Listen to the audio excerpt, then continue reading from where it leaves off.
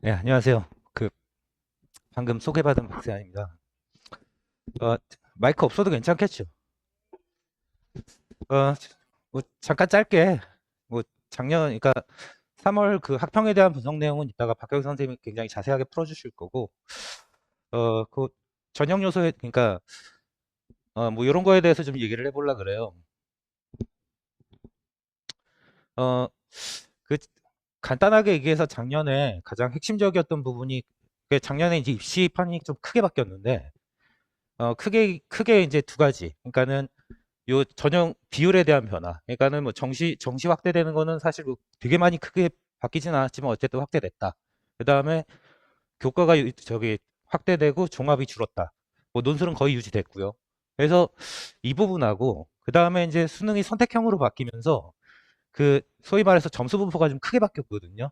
이 부분 때문에 작년에 이제 입시에서 3월 달부터 시작해서 이제 특히 그 겨울부터 학생들이 그 준비하는 방식이 상당히 그 내신과 수능에 이제 굉장히 집중적으로 뭔가를 하는 이런 상황이 됐었어요. 그러니까 어, 오늘 지금 제가 말씀드리고 싶은 거는 뭐 3월 학평이 어때서 뭐가 어떻다 물론 그런 부분도 있겠지만 어, 학생들이 좀 어떤 동향으로 작년에 움직여서 어떤 결과가 나왔다. 뭐 그런 얘기가 좀 될 수 있을 것 같아요. 그래서 간단하게 보시면은 간단하게 요약하면 방금 얘기 드렸던 거. 그래서 교과 전형 확대됐고 일단은 그 선택 과목에 대한 얘기를 간단하게만 하면 어, 국수 선택 과목에 따른 유불리가 발생했다. 특히 수학에서는 자연계 학생들이 거의 1등급을 거의 다 독식하면서 어, 전반적으로 크게 두 가지. 그러니까는 정시에서 학생들의 합격 점수가 이전에 비해서 좀 올라갔다. 전체적으로. 그 다음에 그런 부분 때문에 그 인문계에 상대적으로 부족한, 그러니까 점수가 부족한 애들을 자연계 애들이 전과를 통해서, 그러니까 그 저기 뭐야 자연계에서 이제 인문계로 그 학과를 이동하면서 예, 그런 식으로 이제 뭐 침략이라고 보통 얘기하는 경우들도 있는데 그런 형태들이 작년에 많이 있었죠. 굉장히. 그래서 기본적으로 이런 부분들 때문에 이런 그 자연계에서 뭐 수학 혹은 국어 이런 부분에 상당히 유리했던 부분이 이전에 뭐 2학년 혹은 1학년 때부터 이미 다 학생들이 알고 있으면서 정시 때에서 너희들한테 매우 유리하게 진행할 수 있다라는 이러한 패러다임이 만들어졌던 게 사실입니다. 그게 그리고 물론 이제 그 수시에서도 교과 전형 확대되고 학생부 종합 줄어들면서 내신이 중요하다 이런 것들을 만들어냈던 것도 사실이고요. 기본적으로. 근데 그 이런 부분에 밀려서 이 논술 전형에 대한 부분이 이게 거의 한 9.5%?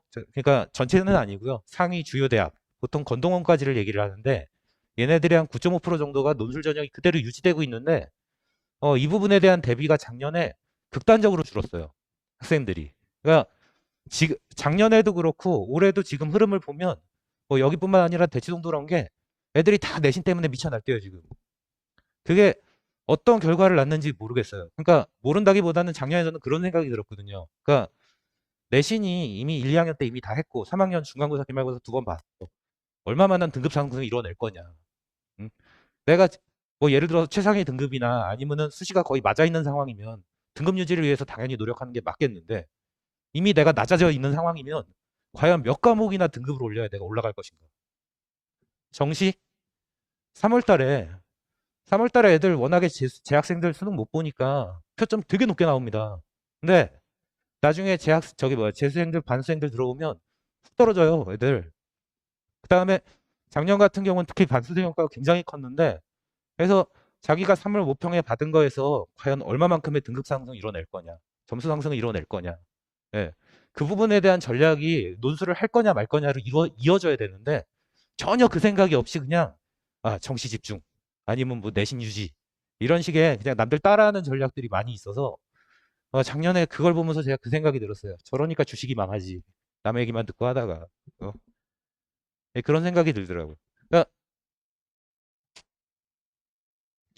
예, 뭐 간단하게 뭐 이런 내용입니다. 정원 감소하면서 학생부 종합전형은 인원수가 줄었기 때문에 전체적으로 이제 합격선이 상승했다. 뭐 당연한 얘기겠죠. 이과생들이 문과를 지원하는 경향 높아졌다고 말씀드렸고, 예, 이 지역, 요 지역입니다. 정시와 교과에서 경쟁력이 낮아요. 예, 내신 별로 안 좋고, 정시에서도 솔직히 잘하는 편 아닙니다. 뭐 주요 교과라 뭐 주요 대학이라 그러면 적어도 그 전국 단위 상위 10% 안에는 들어야 되는데, 그 안에 드는 애들의 비중이 많이 적어요. 특히 재학생들이. 예. 그 다음에 뭐 이런 내용은 그냥 쓱 보시면 되겠습니다. 그래서 논술 전형에서 말 그대로 어떤 이제 돌파구를 뚫어야 하는 애들이 어떤 애들이냐면은 근데 기본적으로 자기가 등급 상승이 뭐 극단적으로 이루어지기 어려운 학생들이겠죠. 기본적으로. 그러니까 뭐 내신에서 한 2등급에서 뭐 2등급에서 3등급 대, 뭐 4, 5등급 마찬가지고요. 그 다음에 수능에서도 마찬가지로 수학이 뭐 1등급 후반이나 아니면 적어도 그 이하라면 저 같으면 논술을 생각해야 된다고 봐요. 그러니까 준비하느냐 안 하느냐는 그거는 가능성 타진을 좀 더 해볼 일이지만 아예 머릿속에 없는 경우가 많아요. 간단하게 말씀드리면 자연계 논술 전형의 이제 몇 가지 특징입니다. 첫 번째는 내신 거의 반영 안 돼요. 얘네들이. 그러니까 뭐 거의 중대 같은 경우 합격자 평균입니다. 시험 보는 애들의 평균이 아니고 합격자 평균이 작년에 이제 3.7. 이전보다도 좀 더 내려갔어요. 얘네들이. 뭐 성대도 대부분 3, 4등급이고요. 수능 최저 없거나 낮은 학교가 대부분입니다. 제일 높아봤자 뭐 세계 합류. 뭐 의예를 제외하면 나머지는 굉장히 낮은 편이고요. 어, 예를 들어서 기본적으로 이제 수능이나 아니면은 수능도 마찬가지로 뭐 수학 하나만 좀 괜찮으면 뭐 괜찮다라는 게 솔직히 지금같이 뭐 작년 재작년 같으면은 수학 3등급이면 그래 괜찮아 이렇게 얘기할 수도 있겠는데 지금 그 자연계들이 뭐 1, 2등급을 거의 독식하는 과정에서 자연계들이 3등급이면 망한 거거든요. 수능 망한 겁니다 이거. 근데 그런 애들도 작년에 보면은 최저를 맞추기엔 굉장히 유리했어요. 전체적으로 자기가 등급 받기가 쉬워졌으니까 자연계들 입장에서. 그래서 작년에 그 입시 결과를 보면 학생들이 최저 때문에 망했다 이런 애들이 이전에 비해서 많이 줄어든 걸 볼 수 있었습니다. 이건 체감적으로 그래요. 어, 또 하나 아까 얘기했던 등급대 애들이 많이 유리하게 되는 부분이 이 극상위권 애들한테 이게 메리트가 없습니다. 논술이. 얘네들이. 그러니까 극상위권 애들이라는 게 이제 얘네들이 의예나 아니면 이제 서울대 높은 학과들을 지원한 학생들이 되겠는데 의예 모집 인원 이거 작년 겁니다. 이거 보면 아시겠지만 적어요. 얘네 100명 좀 넘어갑니다. 3천 몇백 명 모집에 100명 좀 넘어요. 그러니까 논술로 굳이 지원할 이유가 없어요. 얘네들이. 마찬가지로 약대도 마찬가지입니다. 전체 한 1,700 몇 명 중에서 60 몇 명이니까 거의 학생들이 지원할 이유가 없어요. 그러니까 실질적으로 수학을 자기가 만약에 한 과목을 갖다 정확하게 할 수 있다. 잘할 수 있다. 이런 애들은 충분히 메리트가 있는 거죠. 이게 이 얘기하고 같이 또 하나 하고 싶은 게 뭐였냐면 학생들의 그 준비 성향에 대한 부분인데 재작년에 그러니까 작년 이전에 비해서 작년에 논술 준비하는 학생들 수가 되게 줄었어요. 굉장히. 그러니까 체감적이 느껴질 정도로. 그러니까 나중에 입시 결과에서 어떤 일이 발생하냐면 준비한 애들이 야, 이 성적에는 여기 대학 힘든데라고 생각했던 애들이 다 붙었어요, 걔네들이. 그러니까 그만큼 준비된 애들한테 굉장히 유리한 상황이 왔다는 거죠. 그러니까 논술 전형 비율은 계속 유지되고 있는데 실질적으로 준비한 애들이 없다 보니까 상대적으로 혜택이 되는 거죠. 이런. 올해도 전반적인 양상이 거의 그렇습니다. 어떻게 보면은 거의가 아니라 작년보다 더 심해요. 예.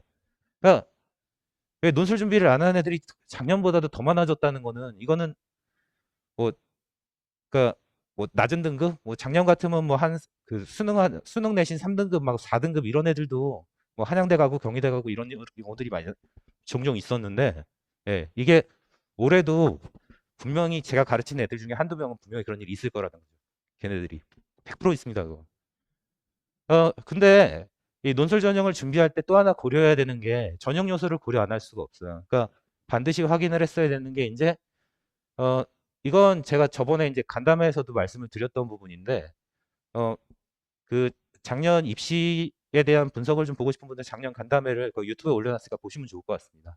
그래서 어, 일단은 상위권 대학 기준으로 그 주요 대학 기준으로 일부 대학을 제외하고서는 미적기와 확통이 모두 출제됩니다. 전체적으로. 그러니까 특히 수능에서 그 미적을 안 한 애들은 굉장히 불리해요. 그러니까 어떤 애들이 좀 많이 힘드냐면 미적하고 기하를 둘 다 하고 있다가 예. 그러다가 뭐 기하를 빼고 미적을 빼고 기하를 시험 보겠다. 이건 상관이 없는데 아예 그냥 뭐 그 선택과 집중한다고 처음부터 그냥 기하 쪽으로 간 애들은 미적이 아예 안 돼요. 그러면은 논술은 좀 힘듭니다. 수리 논술 하나라고 하더라도. 그다음에 확통은 이거는 솔직히 말해서 이거는 수업 중에 해결할 수 있어요. 얘네들은 나오는 부분이 되게 이제 적은 부분이기 때문에 얘네들은 수업 시간이나 아니면은 뭐 과제를 통해서 얼마든지 해결할 수 있는 부분이 됐고 그러니까 나오는 패턴이 거의 정해져 있습니다. 얘네들이. 그래서 얘는 해결할 수 있고 기하도 마찬가지입니다. 그러니까 미적을 하고 있는 게 가장 유리해요. 그다음에 과학 투 과목이 필요한 경우들이 많이 있습니다. 몇 개 학교. 그러니까 그 연대나 중대는 과학 논술이 포함되는 학교 중에 투 과목이 나오는 학교들이고 의예는 과학이 포함된다 그러면 다 투까지입니다. 얘네들은. 그다음에 지구과학이 없는 것도 조금 불편한 부분이에요. 과학 논술을 보겠다 했을 때. 그러니까 그 연대를 제외하고는 여기 성대, 중대, 건대 같은 경우는 물화생 중에 택일이기 때문에 얘네들은 예, 지구과학이 없기 때문에 애들이 그 수능 선택 과목에서 지학 선택하는 비중이 많잖아요. 얘네들이 점수에서 유리하니까. 그러니까 상대적으로 과학 논술에서 예, 지구과학은 좀 불리합니다. 그러니까 여기까지만 봤을 때도 딱 보면 알겠지만은 논술이라는 게 이전까지만 해도 뭐 하고 하다가 보면은 뭐가 이렇게 같이 되는 이런 상황이 됐다가 이제 작년부터는 작년 한 재작년 한 몇 년 전부터는 추가적으로 뭔가를 조금 더 해야 되는 이런 상황이 됐던 겁니다. 네, 이런 얘기를 하고 싶어요. 일주일에 3시간 동안 자기가 입시에 대해서 뭔가를 더 한다고 했을 때 그게 내신 준비를 할 거냐, 수능 준비를 할 거냐, 논술 준비를 할 거냐, 어떤 게 가장 효과적일 거냐, 이게. 음? 논술은 수학 한 과목만 해도 그만인데. 예? 애들 작년 애들 다 그렇게 해서 간 거고요. 전부 다. 그래서 빨리 시작해야 되는데 빨리 시작할수록 유리하니까. 근데 준비에 분명히 시간이 필요하거든요, 얘네들이. 예, 어떤 것들이 나와야 되는지 알아야 되고 학교별 출제 유형도 다르니까 어떤 게 나한테 유불리한지 체크를 해야 되고 그다음에 거기에 필요한 점수대가 어느 정도 되는지 자기가 일일이 다 확인을 해서 유리한 부분에서 만들어 가야 되는데 그럴 시간 없이 그냥 원서 내고 나서 그다음부터 준비해요. 원서 낸 다음에는 준비할 시간이 없어요. 예. 내가 뭔가를 알아보고 원서를 내는 게 아니었기 때문에. 만점이 필요하지 않다. 이거 조금 이제 설명이 필요한 부분인데 예를 들어서 논술이 5문제가 나왔다. 어, 뭐 100점 만점에 뭐 수능은 뭐 되게 문제가 많이 나오지만 논술은 아무리 많이 나와봤자 10문제가 안 됩니다. 뭐 연대 같은 경우도 수문학으로 한 6개 정도. 뭐 한양대도 6개, 서강대 8개, 7개 내지. 이런 식으로 몇 개 안 되는데 거기 있는 문제를 다 맞추려고 그러는 애들이 있어요. 보면은. 그 다 맞추려고 그러니까 힘들죠. 공부하기도 힘들고. 근데 만점 안 맞아도 돼요. 한두 개 못 풀어도 됩니다. 예. 합격자 평균이 예, 뭐 90점을 그렇게 넘어가지 않아요. 얘네들이. 근데 5문제 중에서 예, 하나는 그러니까 4문제를 맞추면 합격 수준이 되지만 3문제를 맞추면 떨어집니다. 그러니까 최소한도 있어요. 예. 그러니까 반드시 맞춰야 되는 문항이 꼭 하나 있는 거예요. 수능 준비만 했을 때 5문제 중에서 3문제까지는 맞춰낼 수 있어요. 근데 이거 하나를 못 해요. 못 본 게 나오거든요, 분명히. 그러니까 이거나 이거나 둘 중 하나. 예. 그래서 이 논술 준비를 평소에 하는 제가 애들한테 뭐 되게 많은 걸 요구하는 게 아닙니다. 전혀 바닥에 있는 애를 갖다가 논술만 열심히 해서 이렇게 해라 뭐 이게 아니라 수능 내신 열심히 준비하면 적어도 5개 중에서 3개 정도 맞출 실력은 될 거다. 2개 반이나. 나머지 하나 맞추자는 거지. 예, 이거를 극단적으로 시간을 투자해서 전체를 다 맞추자는 게 아니에요. 보면. 근데 이 부분을 아직도 이해를 못하는 애들이 너무 많아요. 그러니까 그렇게 많은 시간을 투자할 필요가 없다. 하지만 분명히 투자는 필요하다. 예, 분명히 준비하고 보는 그러한 전형이다. 얘네들은. 그래서 이 논술 전형에서 반드시 얘기하고 싶은 게 뭐냐면은 그냥 정시 열심히 하다가 점수 나오면은 저는 뭐 지방이든 어디든 그냥 갈래요. 뭐 서울 뭐 수도권 밑바닥이라도 관계 없어요. 이런 애들은 논술할 필요가 없어요. 그런 애들은 뭔가 준비해서 내가 지금 현 상황보다 조금 더 나은 결과를 얻고자 했을 때 이때 적합한 전형이 논술 전형이지. 뭐 그냥 시험 보다가 혹시 잘 안 되면 너 논술이나 한번 봐볼까? 그거 원서만 내도 되죠. 그럴 거면. 뭐 전형 목표가 되겠는데 뭐 1등급 애들 지금 수학이 만약에 1등급이라면 예, 뭐 의대나 약대나 아니면은 연대 논술이나 뭐 서울대 일반 전형 면접은 이거는 일단은 저기 그 1단계를 통과해야 되는 뭐 이런 애들을 준비하는 데 좀 유리합니다. 그러니까 아무래도 좀 그 잘하는 애들 상위권에 있는 애들이나 서울대는 좀 힘들지만 수학을 잘하는 애들 수가를 잘하는 애들은 연대 논술이 수시 1차에 있기 때문에 상대적으로 낮은 경쟁률에서 빠르게 시험을 갖다 합격할 수 있어요. 최저가 없고. 그래서 이런 부분에 유리하고 1 후반부터는 예, 거의 주요 학교가 다 해당합니다. 얘네들이. 어디든 웬만하면 볼 수 있고 지금 작년 같은 상황이 올해도 지속이 된다면은 최저도 아마 거의 못 맞출 일은 거의 없을 거예요. 얘네들은. 그래서 자기가 이제 보면서 자기가 어떤 대학을 목표로 할 것인가, 그 학교에 대한 그 시험 유형이나 얘네들을 파악하고 거기에 맞춰 준비하는 게 가장 유리해요. 그래야 당연히 시간도 효과적일 거고요. 3등급 이하 애들은 솔직히 이거는 수학 망한 거거든요. 얘네들은. 예, 이거는 얘- 얘네들이 저는 정시를 갖다가 그렇게 노력하는 게 과연 어느 정도로 효과적일까 좀 의문이 들어요. 그래서 만약에 3등급 아래면은 저 같으면 수학만 하라고 할 것 같아요. 예, 실제로 그렇게 했었고 논술 합격을 할 때. 예, 그래서 뭐 잘 못하는 애들 같은 경우에는 저희가 이제 이따가 말씀을 드리겠지만은 요 시즌 중에 중간에 한 저기 몇 번 정도 이제 학부모 학생 상담을 진행을 합니다. 진행을 하면서 학생들 그 점수대를 보는데 보면은 과학을 처음에 해보다가 과학 점수가 낮은 애들이 있어요. 그럼 저 접으라 그래요. 논술에 도움이 안 된다고. 예. 그러니까 수능으로도 인서울 하기 힘들고, 예. 정시에서도 인서울 하기 힘들고, 보니까는 과학 논술 열심히 해봤자 답이 없을 것 같으면 그냥 접으라고 합니다. 수학만 열심히 하라고. 한 과목만 열심히 해도 한양대 갑니다. 잘만 가요. 자, 간단하게 이제 저희 커리큘럼에 대해서 말씀드릴 건데, 어, 우선 요게 이제 지금 현재 진행하고 있는 부분입니다. 5월 달에 이제 그 재개강할 거고요. 요 전에 중간고사 기간에는 지금 수업 진행하고 있는데 중간고사 기간에는 잠깐 휴강 타임을 둘 거고, 예, 그래도 내신 중요해요. 대학생들한테는. 그래서 내신을 준비하실 수 있는 시간을 충분히 줄 겁니다. 우선적으로. 뭐 나중에야 다른 부분에서 뭐 이제 뭐 논술이 더 필요하다 그러면 그때는 또 다른 저기를 만들어내면 되니까, 예, 지금은 일단은 내신을 해야 되고 특히나 수학 자기 비선택 과목이나 아니면 과학의 비선택 과목에 대한 대비를 할 수 있는 시간이 사실은 이 중간고사 기간밖에 없어요. 얘네들이. 그래서 그 시간을 효과적으로 쓰라고 얘기를 할 겁니다. 전반적인 내용은 지금은 뭐 수, 원투, 그다음에 이제 미적이나 그 기하 확통은 학생들이 보통 잘 안 하는 경우들이 많이 있기 때문에 이 부분을 좀 재정리하는 게 필요해요. 얘네들이. 요게 방학 이전까지 진행이 될 겁니다. 전반적으로. 그 다음에 방학 때는 여기 했던 내용을 다시 한번.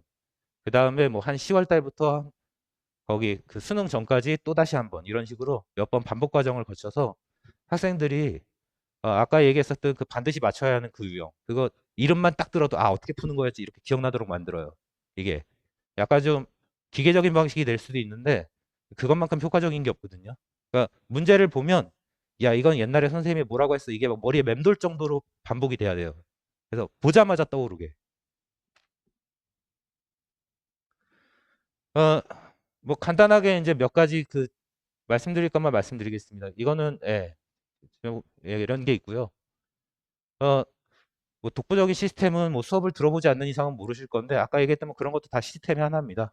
전반적인 그런 게 있고 감점 없는 답안 굉장히 중요합니다. 아까도 얘기했지만 한 문제 못 맞춰도 돼요. 근데 결국 5문제 중에서 요 한 문제에서 합불이 결정이 되기 때문에 단순히 그냥 맞춘다고 끝나는 게 아니라 감점이 되면 떨어져요. 그래서 특히나 뭐 저기 극한이나 아니면 몇 가지 감점이 자주 되는 유형들이 있는데 그 부분에서 풀이 과정이나 아니면 답안 작성법에 대해서 잘못하게 되면은 1, 2점 차이로 그 불합격하는 경우들이 굉장히 많이 생길 수 있습니다. 그래서 이 부분을 굉장히 많이 얘기를 하는데 일단 이거는 당연히 첨삭이 좀 중요하게 되겠는데 좀 이런 식으로 진행을 해요. 수업을 하고 어 애들이 한 40분, 50분 정도 답안 작성을 합니다. 1시간 정도. 답안 작성하고 그걸 그 자리에서 이제 바로 그 그 대면으로 간단하게 이제 오류를 지적을 해요. 물론 뭐 이렇게 처음부터 끝까지 다 고쳐줄 수는 없고요. 예. 일단 굵직하게 제가 원하는 선에서 여기는 이런 식으로 잘못돼서 그 자리에서 리라이팅을 시킵니다. 그리고 리라이팅 한 상태에서 다시 서면 점수해요. 그건 걷어서 학생들에게 걷어서 서면 참석한 후에 다음 주에 돌려주면서 학생들이 점수를 어머니들이나 아니면 학생들이 볼 수 있게 이제 그 어플로 보내드릴 겁니다. 걔네들을 자료를 모아서 나중에 그 학생이 유리한 학교가 어딘가를 판단할 거예요. 전체적으로. 그러니까 자료가 많으면 많을수록 그 학생의 유불리는 당연히 더 극명하게 드러나겠죠. 얘네들이. 그래서 애들 그 원서 상담할 때 띄워놓는 자료가 굉장히 많아요. 보면은 그 학생들이 생각보다 체계적인 거에 놀랍다라는 얘기들을 가끔 하는데 얘 보면은 제일 먼저 일단은 그 저기 뭐 6월 모평 분석 자료 그다음에 뭐 36 모평 분석 그다음에 이제 학생 뭐 내신 학생부 그다음에 이제 애들 쭉 지금까지 논술 받았던 논술 점령 그 쌓아놓은 데이터들이 있죠. 이런 것들이나 이런 거 전체적으로 보고 애들이 원서를 어떻게 접수하는 게 유리한 것인가 이것들을 갖다 다 브리핑을 하는 겁니다, 애들한테. 그래서 한 번 상담하면은 거의 한 30분 정도 이상이 걸려요. 학생들 같은 경우는. 어, 강사 취업 청탁은 됐고, 그 다음에 이제 이 전략 상담을 좀 잘 활용하시면 좋겠어요. 방금 얘기된 부분인데, 이게 중간이나 기말 같이 좀 시간적인 여유가 있을 때 보통 부모님들과 대면하는데, 많이들 답답해 하시더라고요. 그러니까 우리 애가 어느 정도 갈 수 있을지, 혹은 지금 잘하고 있는지, 그러니까 가능성이 있는지만이라도 얘기해 줬으면 좋겠다. 음? 거기에 대해서 많이들 궁금해 하시는데, 이걸 전화로 해서, 네, 하세요, 마세요. 이게 얘기가 되겠냔 말이죠. 이게.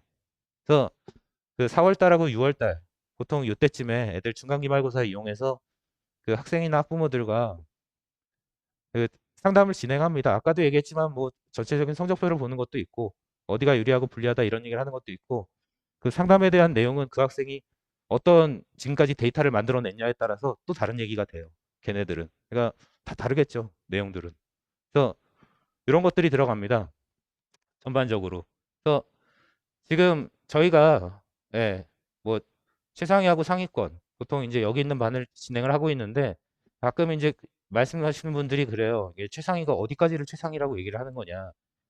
어, 이거는 이제 그 아까도 얘기했지만 주요 15개 대학을 목표로 두는 학생들이면은 괜찮습니다. 그러니까 이제 작년에도 특히나 이제 작년부터 좀 많이 이 부분을 좀 뭐라 그럴까 그 완화시켜서 생각을 하고 있는 게 뭐냐 하면은 수능 성적이 낮아도 합격 사례가 자꾸 늘고 있어요. 이전보다. 그러니까 그만큼 애들이 이 빈틈을 찾는 요소가 되게 커졌기 때문에 목표를 높게 잡고 논술을 준비하는 게 올해 굉장히 유리해질 걸로 보입니다. 전체적으로. 그래서 어, 좀 뭐라 그럴까? 좀 야망을 가져라. 욕심을 가져라. 뭐 이런 얘기를 좀 하고 싶네요. 자, 간단하게 뭐 이후에 이제 그 학평에 대해서는 뒤에서 분석해 주실 거고요. 간단하게 여기까지만 얘기하겠습니다. 혹시 질문 있으시면 간단하게 없으면 여기까지 하겠습니다. 감사합니다.